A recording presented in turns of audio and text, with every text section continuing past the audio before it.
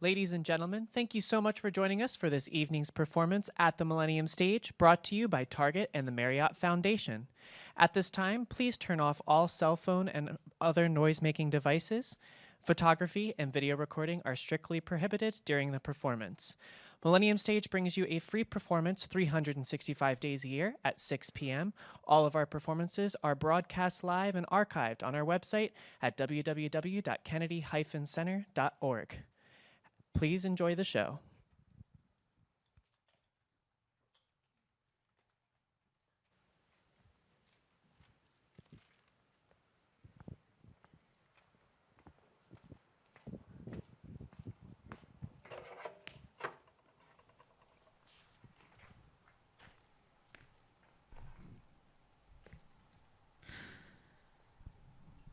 I see. See. See.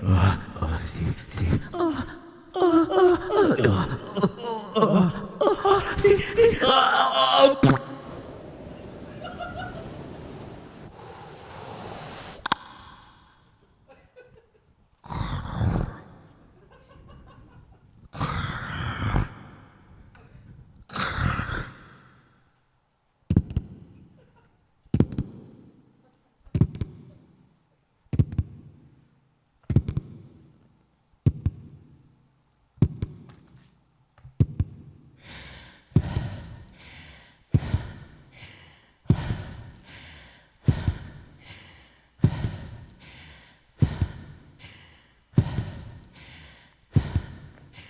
Boom, I'm chilling in the womb.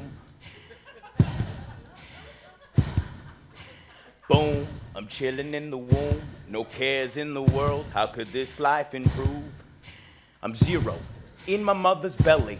Of the many problems in the world, I don't have any. I'm sweaty, cause it's so warm in here in my own jacuzzi. Yeah, it's nice and cozy, sure, a little lonely, but I give a little kick whenever I get hungry, and bam!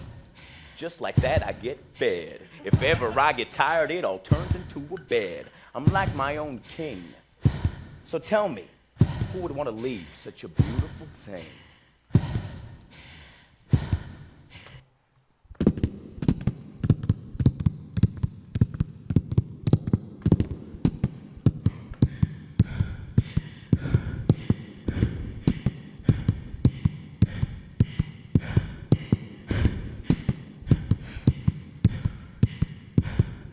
Boom, I feel a rattle and a quake. I'm taken aback as my womb has started to shake.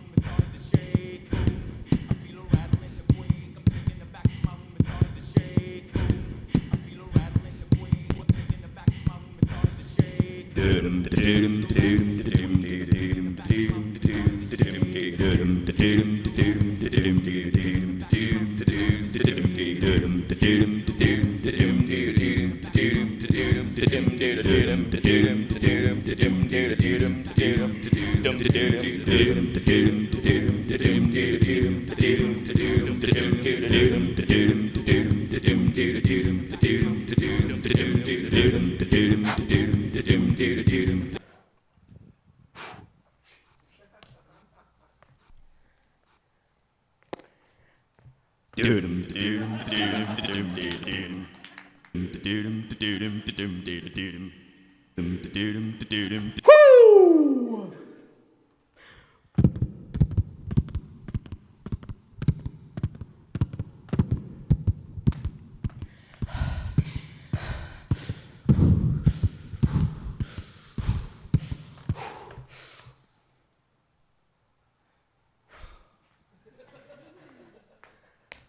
Boom. Everything starts changing, trying to figure out why the water is draining. Oh, this is a terrible moment. The sliding doors to my womb start to open. Oh, oh, oh, oh, oh, oh, oh. Boom, I'm being pushed out of my home. My kingdom is collapsing and I'm losing my throne. I don't want to go, no, I don't want to go, but I'm being forced out into the unknown.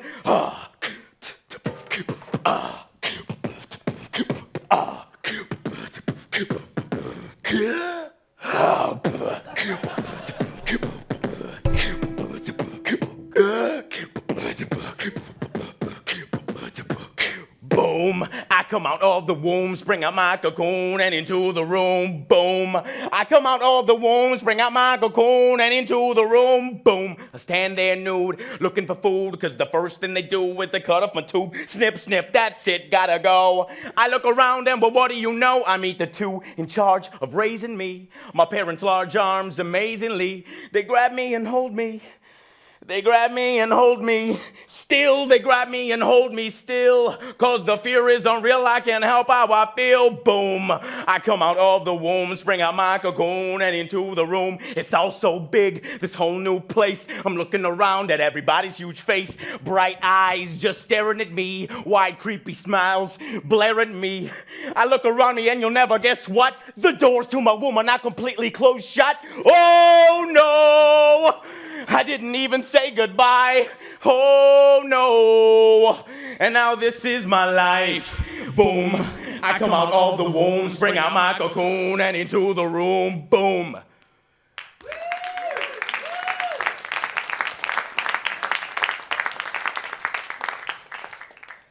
My mother says I was born blue-eyed. Ojos azules. But that eventually my eyes found their color.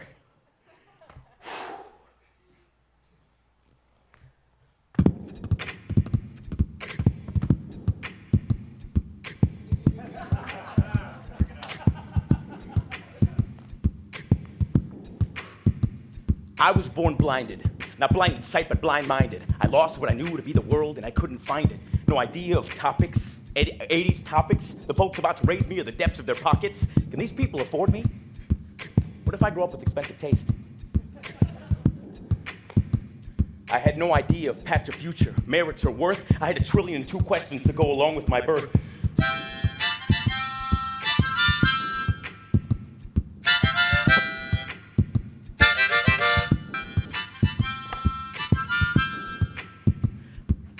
Like, what is that sound? What is that smell? What is the sometimes uncomfortable, sometimes amazing feeling sensation that leaves me feeling liberated and ashamed all at once, that always smells terrible and just shoots out of my ass? I'm asking huge questions to understand life. I'm ready to go. I start to grow. I want to know. Like, how is this all so? Like, how do I eat? When do I get to crawl? When I need my food, boob, who should I call? I'm in a car for the first time with my parents and 3 other dudes. I'd seen them in the hospital, but I didn't think they'd come home with us. And I'm thinking, who? All these other motherfuckers fighting for the love of my mother? Turns out they're my brothers.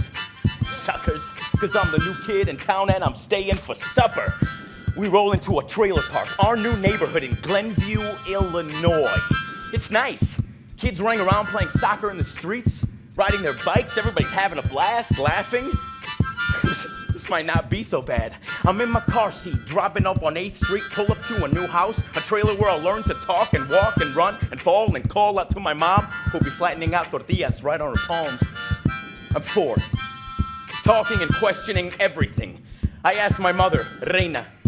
Ma? Reina means queen in Spanish. Ma, ¿por qué hay 7 años en medio de mí, Marvin? My brother's name is Marvin. In Spanish, it sounds like Marvin. What took you tanto tiempo? Was I a mistake? No, she says. I thought we were done with your brother Marvin, but I badly wanted to try again for a little girl, and you came out with a penis. My mother is not that sassy, or Puerto Rican. I asked my father, Pa? Eduardo. Eduardo means Edward in Spanish. Pa? Pa, ¿qué pasa con mis hermanos? Chronologically, my brothers, oldest to youngest, are Fernando, Roberto, Marvin, and Brian. Are we actually brothers? Yes. 2 of you were born in the US, the other 2 in El Salvador. You guess which are which. My father does not sound like Antonio Banderas. A few months later, we're leaving our trailer home, moving to a real house in Highwood, Illinois. A small suburban town in the North Chicagoland area, on a street lined with front lawns and trees. I jump out of the car and roll onto the lawn. My front lawn. I'm seizing with excitement. Oh, I look across the street, and a bald fat man with a mustache is smoking a cigar and staring at us moving in. There's a flag on his nicely kept lawn. Pa? What is that? an Italian flag. Why is he staring at us? I start school in this Italian town. I'm 5. On the first day of kindergarten, my mother walks me to school. I have on my new light-up sneakers. We walk inside the school, and within seconds are separated to a classroom at the end of the hall filled with brown children. A class full of brown kids just like me, like the kids in my old neighborhood. I start scoping out who my future friends will be. Won't be that guy. The room is packed. All the brown children have Spanish-speaking parents with them. English as a second language, the teacher says. A man walks in and looks around. He seems flustered. He says we all won't fit in that one class. The man walks up to my mom and asks her a question. What's his name? Brian. Brian. So he can speak English, right? Oh, yes, he learns from his brothers. Good. We're gonna go ahead and put him in the regular class. And just like that, I moved to a white kid class with a teacher who doesn't understand my half in Spanish, half in English questions. When will my mom recogerme? What? Sit down. My English was gonna have to get better. I just sit there in class, trying to keep up.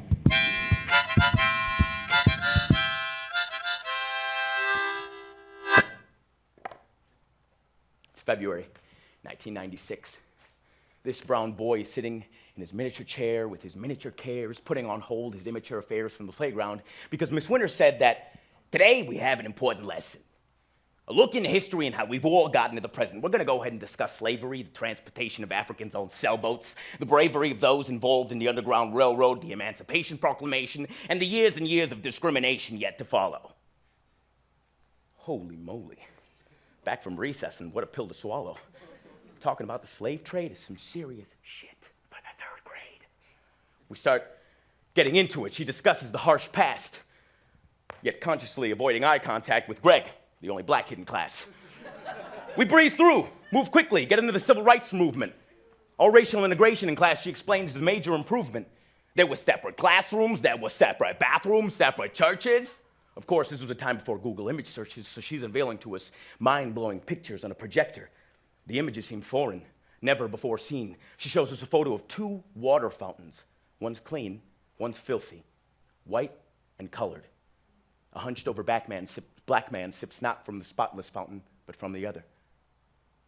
What an image. Ingrained into our heads, I stare at the photo long and hard, slowly understanding 2 races set apart. A black and white photo showing us exactly that. Black and white. She says Rosa Parks. Greg nods like he's heard the story before. The story of a black woman who helped pave the civil rights road by refusing to move farther back on the bus and taking a seat that was legally owed to a white person. Dead tired from working all day, she spoke up, which made the scenario worse. Thrown in jail, this strong-willed, physically frail pioneer, a punishment so severe for just switching bus seat assignments. She sacrificed her freedom for the future freedom of future African Americans. That's the silver lining, Miss Winters said.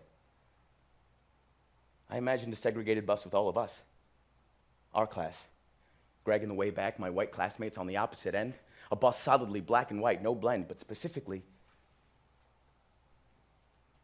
there was no brown. I couldn't keep my hand down. Yes, Brian? Well, where were we? Excuse me? Like Latinos, where did we sit on the bus? The room goes quiet. Like this is something never before discussed. All eyes on Miss Winter. There was a long pause. What did my question cost? She looked like she's about to have a stroke, or like she's constipated, but her face, no joke, looks like she's stumped, or afraid of what her answer might provoke, afraid of many more questions she couldn't answer. She clears her throat. If this were a movie, there would be a close-up on a drop of sweat slowly sliding down her forehead. They weren't around, she finally says. And then she bolts back into her lesson, tossing my question aside, and there I sit, mouth open, wide. We weren't around. What a response to turn a child's mind upside down. So how the hell did we get here? I wonder in my miniature chair with my now not-so-miniature cares, where were our men and women and children? From which fountain did we drink? And as I let those thoughts sink, my body sinks into my miniature chair. I had no part in this history because nobody was there. Miss Winter said that today we would have an important lesson, a look into history and how we'd all got in the present. I guess she meant everyone but us, because we weren't around, definitely not sitting on that bus.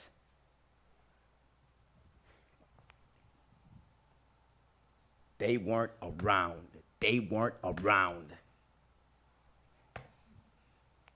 They weren't around. They weren't around.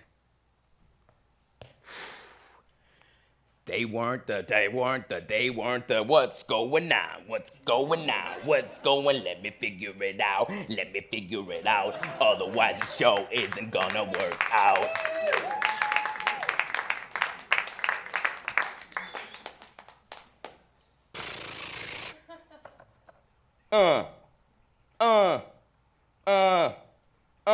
Everybody, put your hands together. Now, ooh, ooh. If you feel it in your bones, start moving, yeah, to this acapella grooving. Ooh, ooh, ooh, ooh. Why is this iPad taking so long? Man, I don't know what's going on. Ooh, ooh, ooh, ooh. All right, we're making some progress over here. Ooh, ooh, ooh, ooh, ooh, ooh, ooh, ooh. Yeah, now if you can do something like this in your chair, do something like this in your chair. I'm not seeing any of the first couple rows do this right here. Ooh, ooh. Say ooh, ooh. All right, Let me see if we made some progress. Yeah, can ha. Yes, it's really good. All right.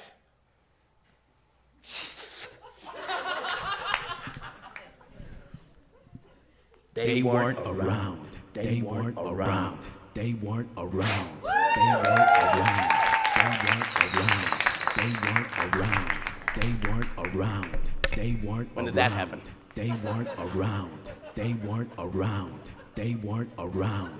They weren't around. They weren't around. They weren't around. They weren't around. They weren't around.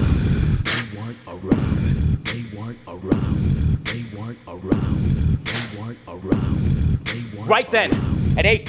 At 8! The biggest question of my life. Where do I fit in? What is my place?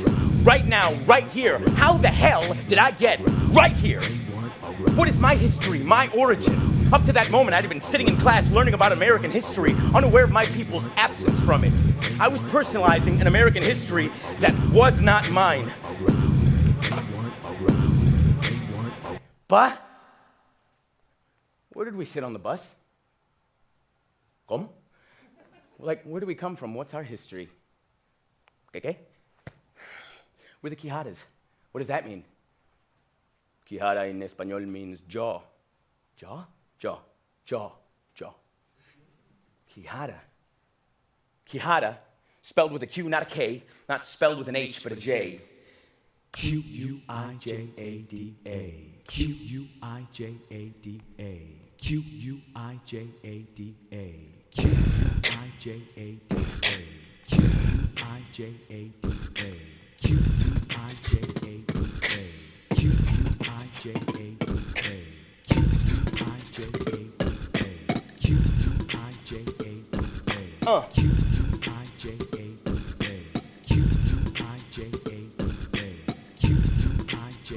This one time in class, I was called Brian Quesadilla. Everybody started giggling, including me, actually. Teacher told the kid it was disrespectful. I didn't think it was such a big deal then. Quesadillas are delicious. But now that I know that my name has meaning, the next time somebody called me Quesadilla, it was on the playground. And I snapped. My name is Brian Quijada. The kid freezes. Quijada in Spanish means jaw. That's right, jaw. Did you know that? Why, because you have a huge jaw? Yeah, actually. And my great-great-great-great-grandfather also had a huge jaw. And this one time, this ancient jerk saw my great-great-great-great-great-great-great-great-great-great-grandfather and said, "Whoa, buddy, your jaw is huge. It hurts to see your face." Which made my great-great-great-great-great-great-great-great-great-great-grandfather run home and lock himself in his place and cry for 20 years. What a crybaby. Yeah, well, 20 years later, he vowed to claim redemption and announce his rebirth as Lord of the Mouth to a Salvadoran village. He marched to the jerk's house, knocked on the door, and ate the jerk whole. That's right. He ate that asshole. And then he ate his family, including his dog, burned down his house, peed on the ashes. No regret, no compassion. Whoa, shh. The jerk's neighbors smelled the smoke and called the police. When the cops arrived, old man Quijada slaughtered them too and ate them piece by piece. The mayor of the village was informed that no authorities were patrolling the streets, that a man calling himself the Lord of the Mouth was making any man who crossed his path his meat. No way, Yahweh. Lawyers got involved and began trying to file a suit. But my great-great-great-great-great-great-great-great-great-great-grandfather marched to their houses and ate them too. Freaking out, the mayor discussed with the president. The president discussed with the Pope, who collectively made a decision to offer up land, livestock, and gold in hopes of stopping the rampage and having old man Quijada controlled. But my ancestors slapped the offer back in their faces, went to their houses, and ate them too.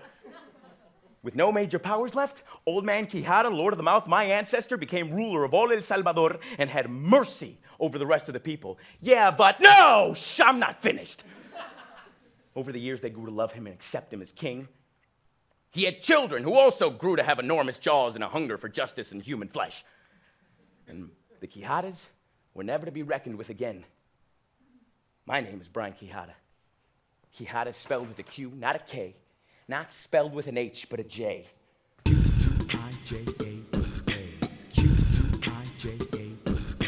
Brian! Huh?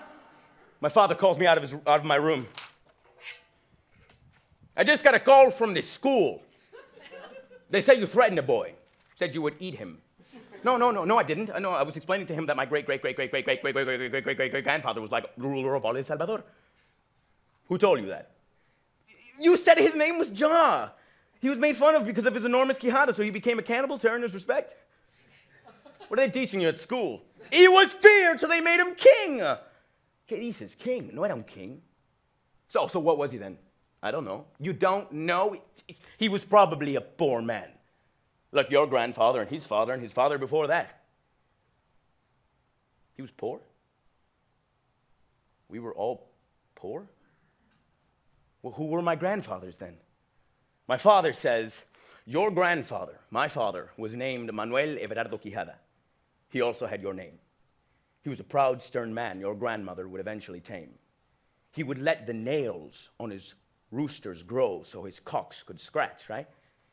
He made a small living off of gambling and off of training the champions on the cockfights. But every night, after the bloodshed, he would sing us goodnight. My mother says, Ezequiel Alas, your other grandfather, father of your mother, dear. He was a hard day laborer, and at night he would down his beers. He couldn't read or write, but he loved his numbers. He made coffee beans to coffee and cut sugarcane like lumber. He dreamed of being a man with many reaches, a factory owner or a major farm owner or something or the other. But he drank himself into oblivion and left your poor grandmother. He died shortly after he picked up his new young lover, unfulfilled. So no one ate anybody? No, my father says. Those were my abuelos, a cockfighter and an unfulfilled dreamer. I never met them. They never met each other. They had no idea of my existence. Hay que rezar por este niño, my father says. My mother pulls me down to the floor. Brian, we're going to kneel and pray. Eduardo, go get my Bible. Salmo 103. We don't want any more calls from the school about you eating little boys. You hear? I feed you enough. The Lord will clear your mind of confusion. Just allow him to. Bless thee, Lord, O my soul, Bless his holy name, who forgiveth all thine iniquities, who redeemeth thy life from destruction, who crowneth thee with tender mercies, who satisfieth thy mouth with good things. Amen. I'm hearing bless the name, healing, redemption, mercy, satisfying thy mouth. I'm hearing the story of old man Quijada. But this isn't made up, it's in the Bible. I had never really paid attention in church, but now I'm hearing stories that I can connect to, and the best part of church were the parties afterwards. Oh!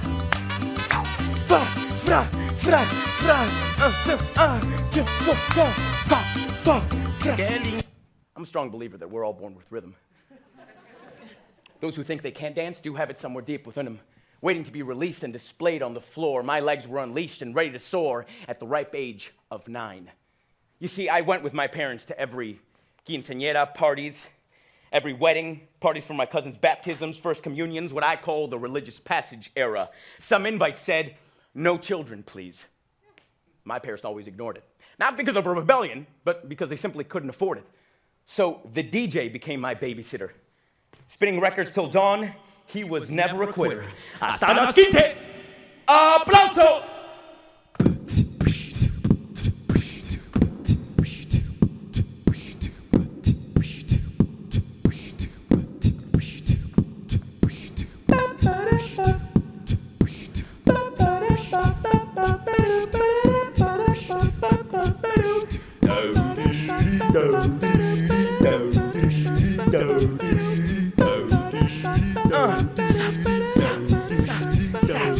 For the first few years of my life, I just sat and watched. The music was bumping and I had a baby bottle in my crotch, taking sips between songs, watching in awe of my parents, uncles, and aunts dancing. Watching them like I was studying tapes. My salsa skills were already advancing. Merengue bachata, I observed the technique until finally, now with my newfound confidence in God, I take the leap, spring up from my seat like I'm destined. My young legs were tired of resting, and from this point forward, I'm a man. I'm not running around playing hide and seek. I'm running around asking women to dance with me. But I don't have my own style, so my movements aren't crisp. In fact, they're wild. So I steal moves from the dancers around me. One move from that dude, another move from that dude grounds me. I notice that there are 3 general types of dancers, for the most part. Arm dancers who consider spinning the crucial art.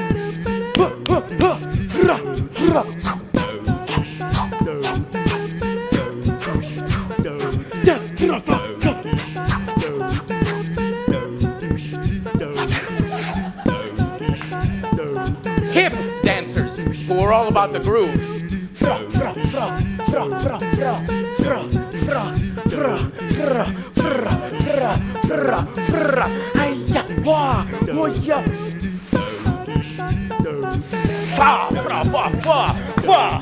I'd have to watch out for I'd have to watch out for them every time they would move. And footwork dancers. These are the most mesmerizing. I couldn't steal from them because it requires more analyzing, far more study. Their moves are so good, it's not even funny. My father is a footwork dancer. He glides across the floor, eyes zero in on his feet, which he notices, and then he rips it up some more. And I want that. I want to sweep the floor so hard that the custodian could come in the next day, look at the floor, a smile would come across his face. Some 6-year-old killed it in here last night. What a life! Then he'd drive home early and get to make love to his wife. I want that.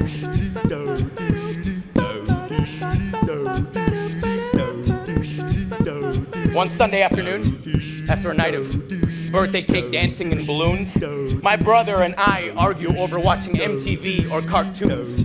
We wrestle, he wins, so he turns the TV to a special that's about to begin, a special that I would soon learn was on a god.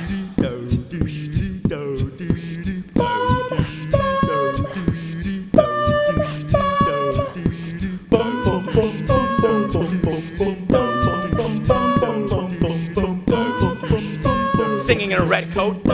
His face looks a little odd, but his feet, I'm stunned. The way he gyrates, the way he spins, the way he struts. He's all three dance styles I know, mixed into one. His footwork, oh Lord, his footwork, Lord. We put a VHS in the VCR and we hit record. We record this master slant dancing as a white suited gangster, then the next minute turning into a Black Panther, healing the world, making it a better place for you and for me and the entire human race. This dude is the jack of all trades. Jack of all trades. Proving how bad he is dancing to stop violence next to the subway trains. We switched the VCR to slow motion to closely examine his footwork, cramming in the lessons before the next big shebang, when I'll walk onto the floor and do my new thing. And that is exactly what I do.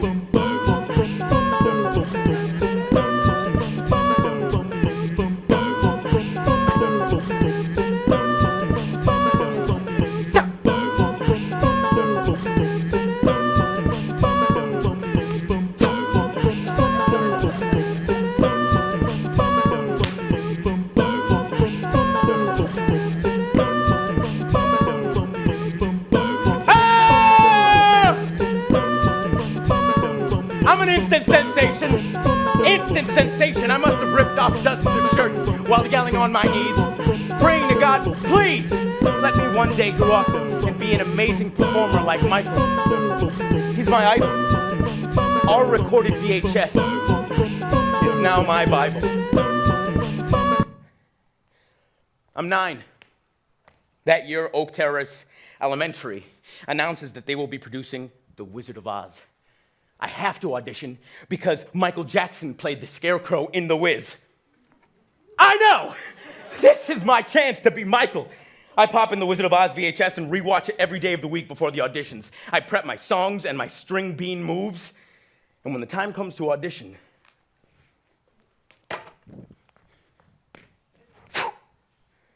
I could while away the hours, conferring with the flowers, consulting with the rain. Oh.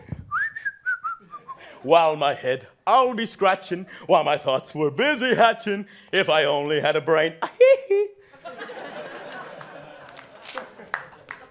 And you know who got the part? This guy! I got it, I got in. I was gonna be in Bright Lights.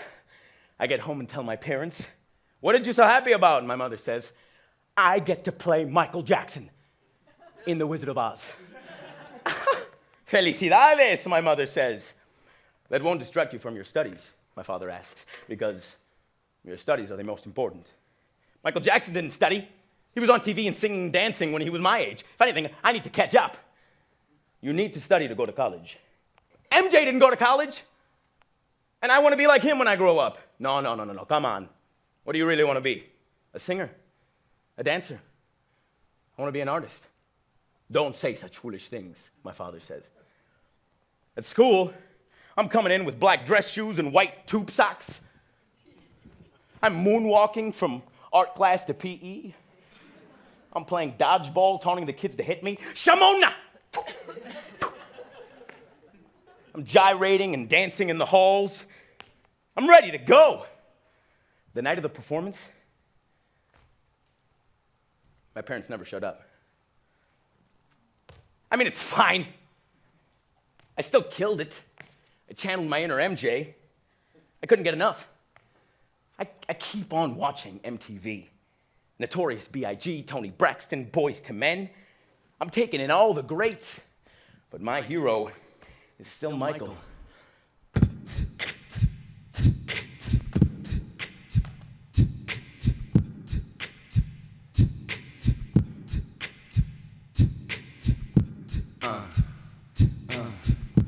I'm talking about the man in the mirror. I'm talking about the man in the mirror. I'm talking about the man in the mirror. But as I watch MTV, I'm talking about the I see that he starts getting whiter. He starts looking less human because his face keeps getting tighter. I tried to disprove those who believe he doesn't have a disease and is a skin bleacher. No, I say, and don't you shit talk my dance teacher. I still love him because he showed me and millions of other kids how to dance.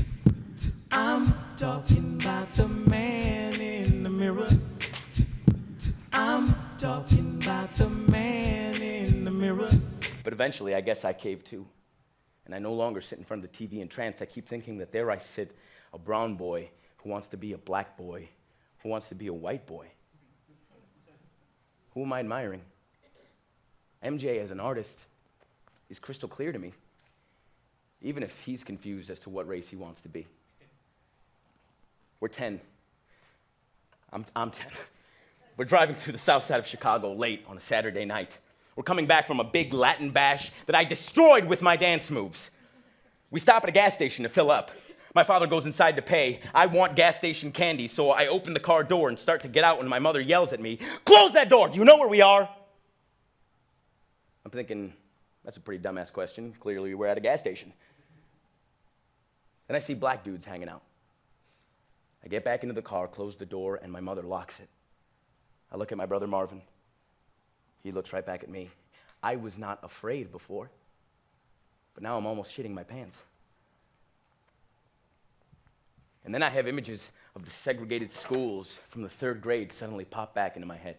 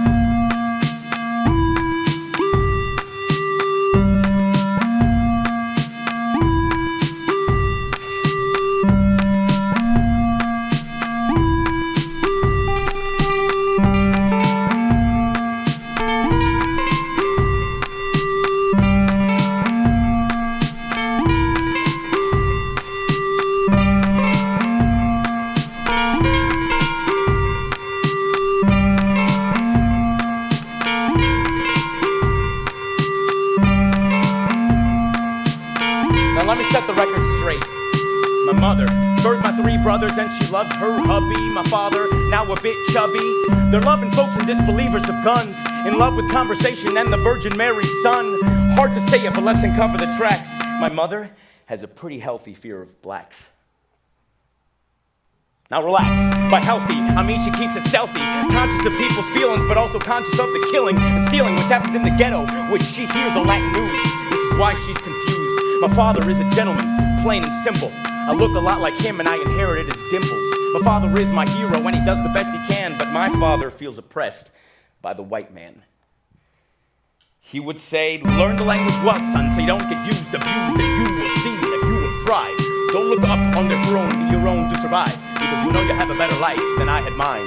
My father had his hard time breaking into the force, hated by white workers who were scared, of course, of a race of brown workers working harder than them, to spotted off racial slurs over and over again, to feel like they were better, is what my dad claims, but doesn't aim the whole blame and struggles on the whites.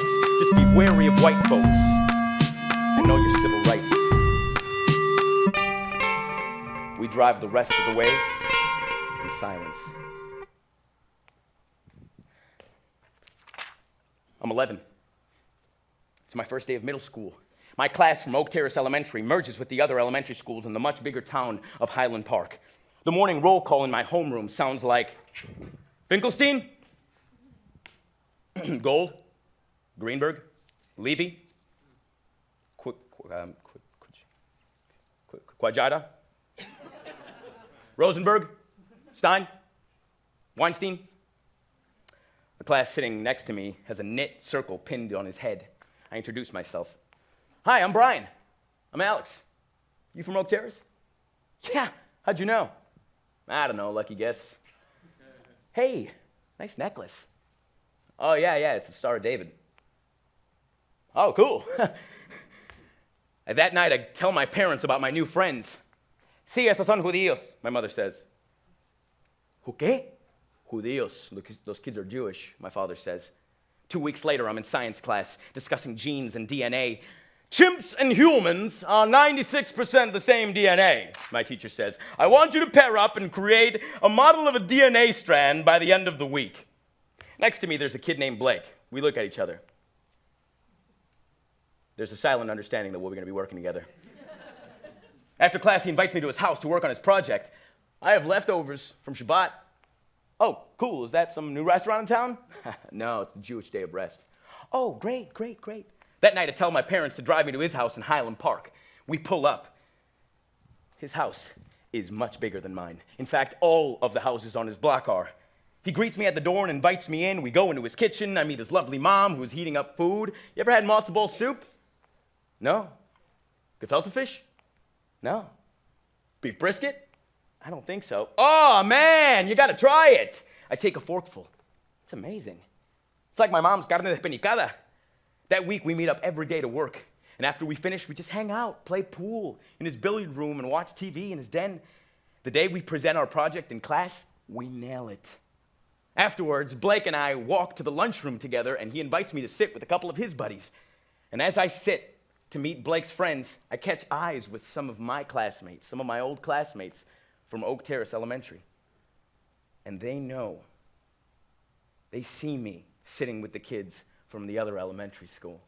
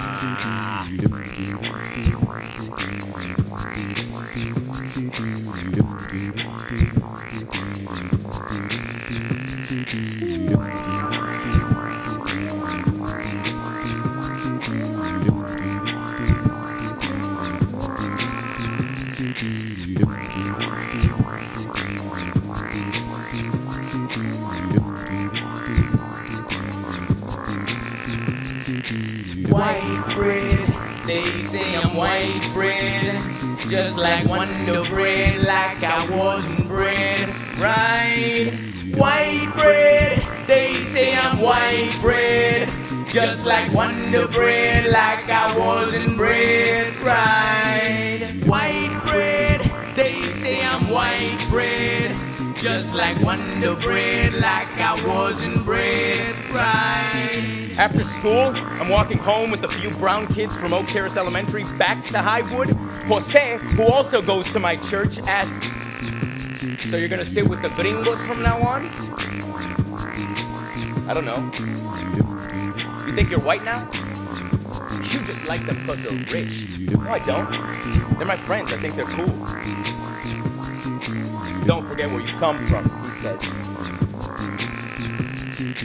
White bread, they say I'm white bread, just like Wonder Bread, like I wasn't bred right. People say I'm white bread, they say I'm white bread, just like Wonder Bread, like I wasn't bred right. People say I'm white bread, just like Wonder Bread, like all I've got is white kin, the widespread race of Caucasian.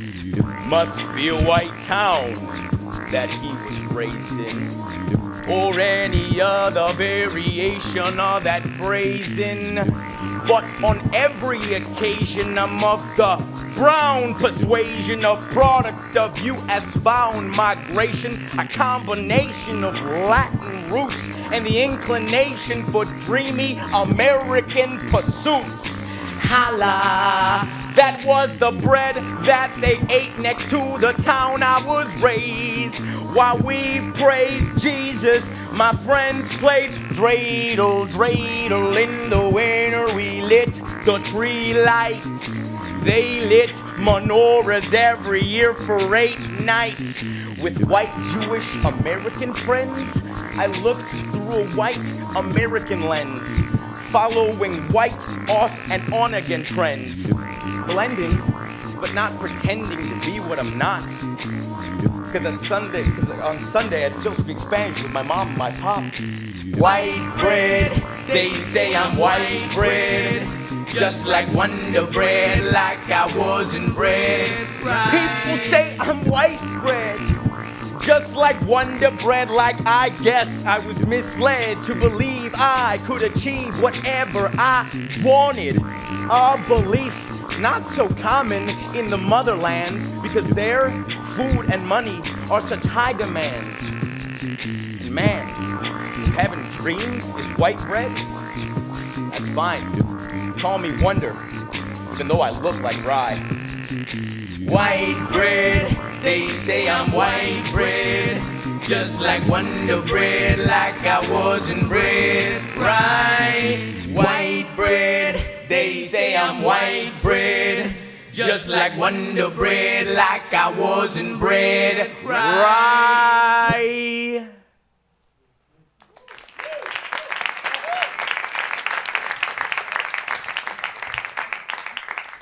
Don't forget where you come from. Don't forget where you come from. Don't forget where you come from. Don't forget where you come from. Don't forget where you come from. Don't forget where you come from. Don't forget where you come from. I get it. My best friends are now all Jewish. I sit at a white table at school. I get why the Mexican workers in Highland Park restaurant don't know whether to talk to me in English or Spanish when I walk in with my white buddies. I get why the white librarian wonders what nationality I am because my English is whitewashed and my skin is slightly lighter than most of the Mexican busboys working their favorite restaurants. But when my brown family eats in a restaurant on the white side of town, the waitress ignores us because brown people don't tip. When I walk into a convenience store without my white buddies, the employee keeps a close eye on me to make sure I don't steal. And every stranger in my hometown is fascinated with how educated I am. Pa? Huh? Why did you come here? Where? America. The money? The American dream. Life in El Salvador is unfair. I purchased my first pair of shoes when I was 15. I would walk barefoot to school. I would walk miles. You are privileged. He tells me he would eat tortilla and salt for breakfast, lunch, and dinner. And on rare occasions when there was meat, I would give it to my 11 other siblings. I would appreciate every little bit of food I got. I had to leave. My father says he traveled from El Salvador, a Guatemala, a Mexico, and gradually, illegally immigrated into the great US of A where dreams are found. You cannot earn a living in El Salvador. You work and work and work with no reward. You risk, you win. You die, you wouldn't be the first. I risked my life to make a better life for myself, for your mother, and for you, my future children. The day before I left El Salvador, mi mamá, she came up to me, and she said she wanted to have lunch because she said it might be our last. We had lunch. I did not say much. I sat admiring my mother. When we were done, I grabbed my bag and I knelt in front of my mother, and I asked her for her blessing. En el nombre del Padre, del Hijo, del Espíritu Santo. I thanked her. Gracias. And as I got up, I realized how much my mother meant to me. I realized I would never be able to repay her for all she had ever done for me, all she had ever taught me. I hugged her. I kissed her. I turned back and I left. And that was the last time I saw her alive. Ma, why did you come? De money. My mother says she walked 3 days in the desert when she came. Helicopters would spot us by day, so we traveled only at night. A quarter of an apple and a half a sandwich to get over the border. 3 days. She said she laid under a board covered with flowers in the back of a pickup truck to get through immigration. Why isn't there an Oregon Trail game that tells that story? We stayed stiff and quiet, but I made it. To North Hollywood. I could see the Hollywood sign every day from work. I arrived on a Saturday, started work on a Monday, a place where dreams are made. I took care of a child in a house with a swimming pool. ¡Qué vida! But every time she would hear the sound of a helicopter, though, she would run back inside thinking that they were coming for her, breaking her dream. Protect your dreams, she says. Protect your dreams. Protect your dreams. Protect your dreams. Protect your dreams. Protect your dreams. Protect your dreams. Protect your dreams. I'm 12. Protect your dreams. I'm still singing and Protect your dancing. dreams. My older brothers, Protect your Fernando dreams. and Roberto, have already your dreams. started driving trucks, Protect your skipped dreams. college, and began following in my Protect your dad's dreams. footsteps, fulfilling Protect their your dreams dreams. of supporting a financially Protect your stable family. dreams. Protect your dreams. Have you thought about what you want to be, Protect your hijo? dreams. I want to be un Protect your artista, dreams. Dad. Protect your A performer, dreams. a dancer. Protect your dreams. Do you want to be a dancer? My mother asks. I love dancing, my father says, and playing my guitar, but will you see me getting paid for it? Ni madre. How will you make money?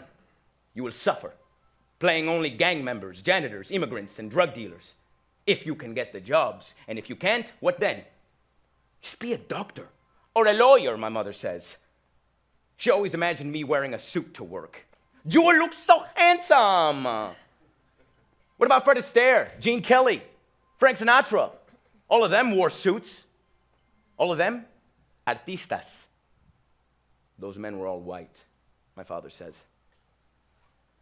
You have an advantage over most people here in the great US of A. You are bilingual. You can speak English, pero también hablar español. You can be a bilingual doctor, a bilingual lawyer, a bilingual engineer. I can be a bilingual artist. Artistas starve to death. They eat mierda every day. Do you know how much hard work it took to get you here? I will not give you my blessing. I will never. He gets up and walks out of the room. Okay. You do whatever you want, Brian. But whatever that is, you be the best. I go to my room. I lay in my bed and I stare up at the glow-in-the-dark stars I have in my ceiling. I take out a notebook and I begin to write.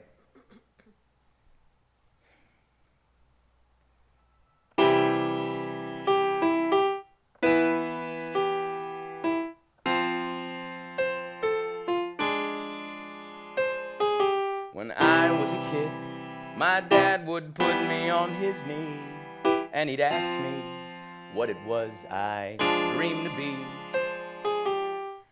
His eyes would open wide, awaiting my response. The first thing I showed him was a picture drawn with crayons, a picture of a big red truck like the one that he had. I wanna be a trucker like you, Dad. Little did I know of my father's daily grind. Out of sight, out of mind, 4 o'clock his wake-up time. 6 or 7 his return, 15-hour days. Worked the clock till he earned his hard work pay. At first driving with no papers on the highways. A pullover meant immigration taking him away. He busted his ass to keep us from the lower class, to live in contrast to his harsh, poor past.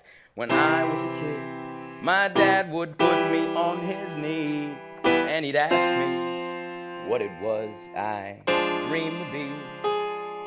My father told me that he wanted me to be a more successful man than any Quijada had been before. With a college degree, his mind on dollar signs. Cause that was the whole point why he crossed the borderline. In my early years, I discovered my abilities, realized the possibility of being supported. An idea so distorted, I escaped into performing, rewarded for my expression for what I found important. Art became the answer, the singer, a dancer. Bringing joy to the universe, immersing peeps and rhymes I've interspersed with dance moves and verses and showbiz became my idea of down the road. Something I thought my father couldn't understand, so didn't know. I've seen my father play the guitar though, with his eyes closed, nobody watching him hit the high notes, smiling away as he dreams of the better. But a better life in whatever light really has no definite measure. Art never called to him like it called to me. What he considers a luxury, I consider a necessity. I belong in art, and this art belongs to me. When I was a kid, my dad would put me on his knee and he'd ask me what it was I dreamed to be. I think about the truck that I drew. It's not who I am, Dad. That's you.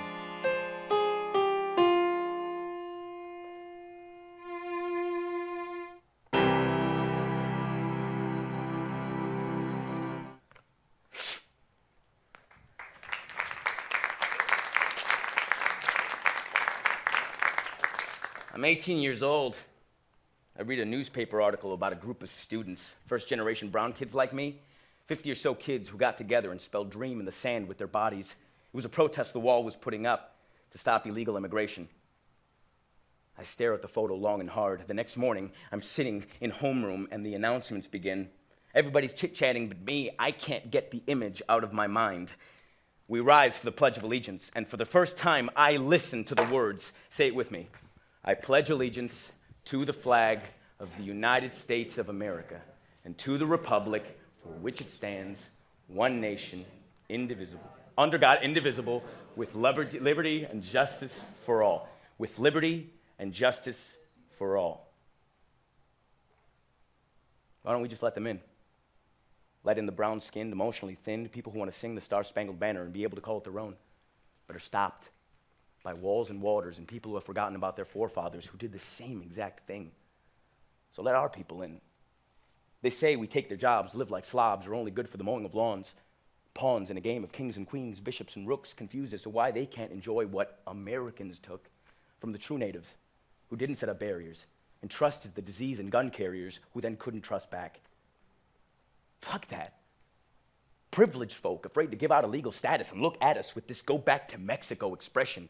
Is it wrong to have an obsession with wanting a happier life and having happier dreams? They haven't solely polluted the streams or put a hole in the air. It's the financial instability of the families back home for which they care. So let them in. Let them for once, lift up their chin and grin and say the sun will come out someday. Maybe if it won't tomorrow. Instead of adding to their great and impoverished third world sorrow, I would be barefooted and rooted in mud if my parents hadn't come illegally to these wonderful, opportunity-packed, hypocritical states. But that was a different time when there were fewer locks on the gates, and if fate had resulted otherwise, I wouldn't be Brian. And I wouldn't be frying in this great melting pot we call the United. When is the appropriate time to have the wrongs righted and the wings given and live in a country that's altruistic and not a country that's so fucking money-driven? Let them in. Let them dream big when the time calls. Because aren't immigrants the foundation of our country after all?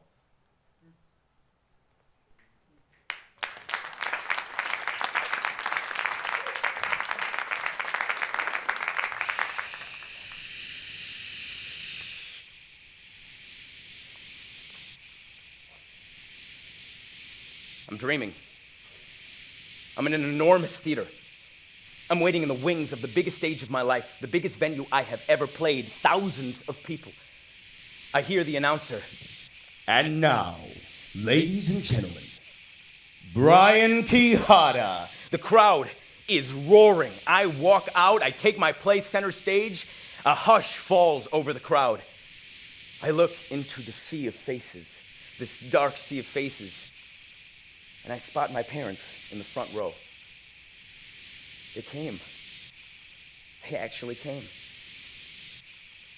Suddenly they stand up, and the entire crowd stands up with them. I see both my abuelos. Manuel, the cockfighter, and Ezequiel, the dreamer, are there. My grandmothers are there. Old man Quijada, Lord of the Mouth, is there. And I realize that the entire audience is made up of my ancestors. And they're all staring at me. I look at my parents, and suddenly my mother begins to cry. Hard. My father hangs his head in shame, and my father puts his arm around her, and then he takes her away. And as they exit, all of my ancestors also begin to leave. No! I'm finally able to speak. Please don't leave! Let me have your blessing! Please give me a chance. But no one turns back. And I run to the edge of the stage. Please! I'm yelling at the top of my lungs and no one cares. Suddenly I decide to jump off the stage to try and reach them. But when I jump, there is no floor. Nothing to catch me, nothing to break my fall. I just keep falling. Fast. My heart wants to leave my body. I'm falling. And before I ever hit bottom, I wake up. I'm 21. I'm a sophomore in college at the University of Iowa. I compromised. I'm double majoring in English and secondary education. I'm studying for an exam on 17th century British pastoral poems.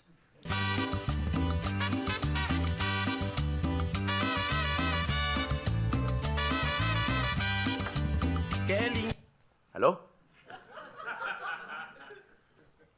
Hola, hijo. It's my father. Hola, pa, ¿cómo está? I found a poem you wrote about me in high school. Uh-huh. I never intended him to read it. A poem how I'd repeat actors starve to death. How I tell you to do art as a hobby, telling you to stop pursuing it. Uh-huh. You remember this?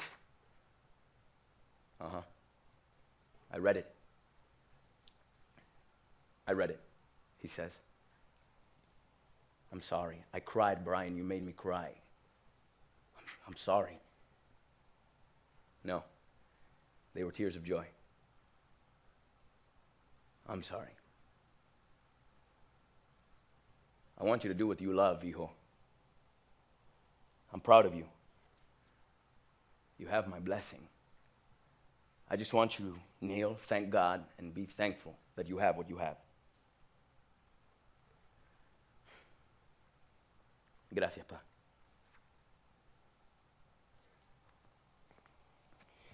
Just give me a sec.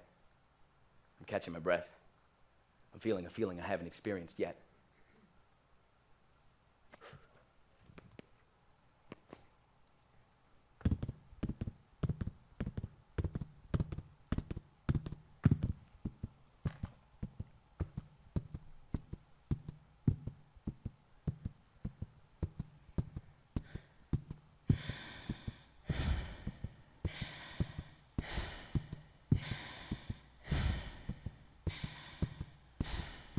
Boom.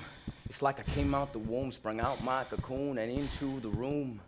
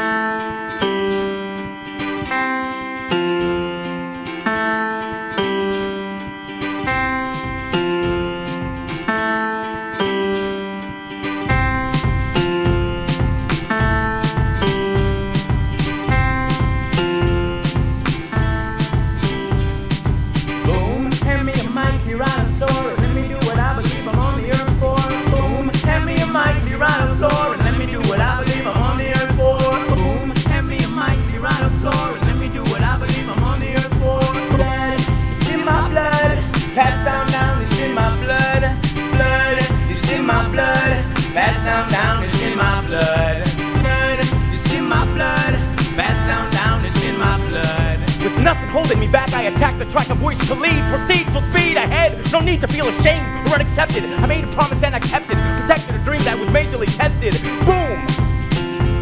I said boom!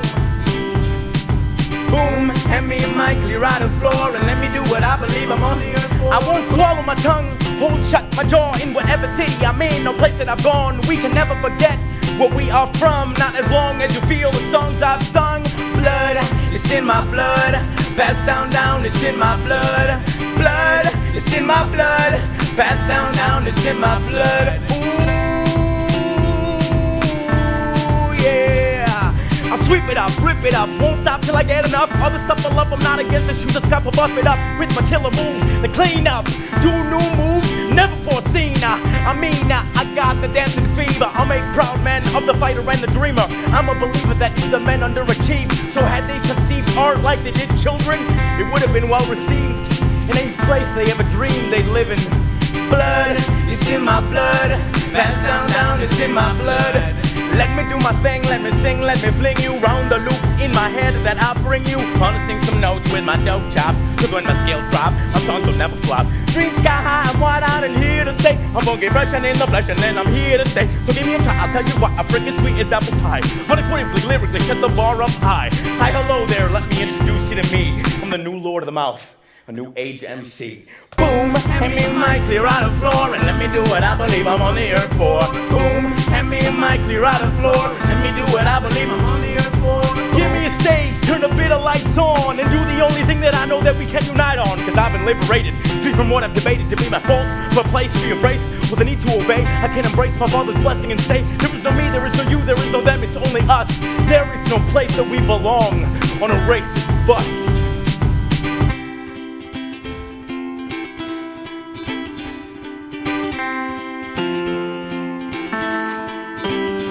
I know I'll never be able to repay my parents for everything they've ever given me, and everything they've ever taught me.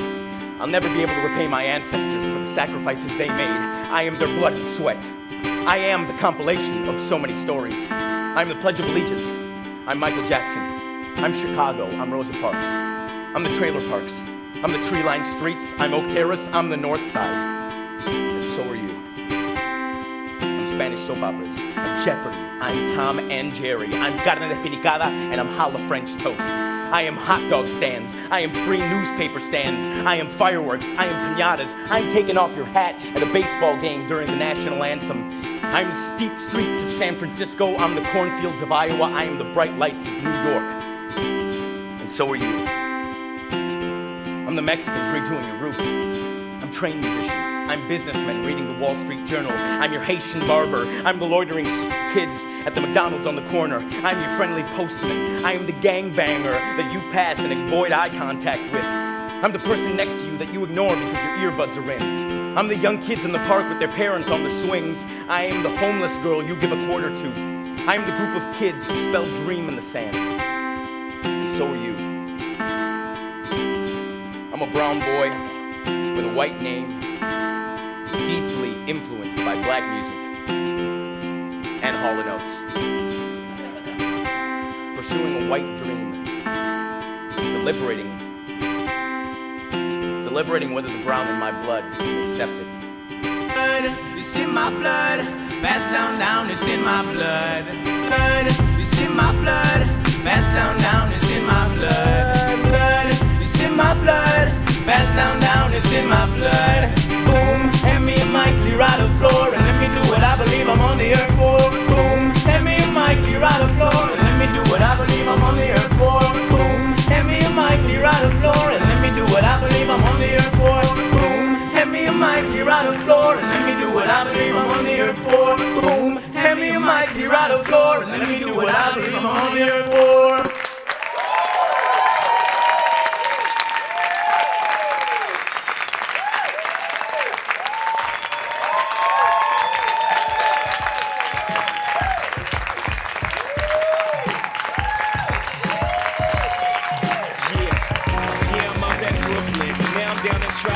Right next to the narrow, but I'll be hood forever. I'm the new Sinatra.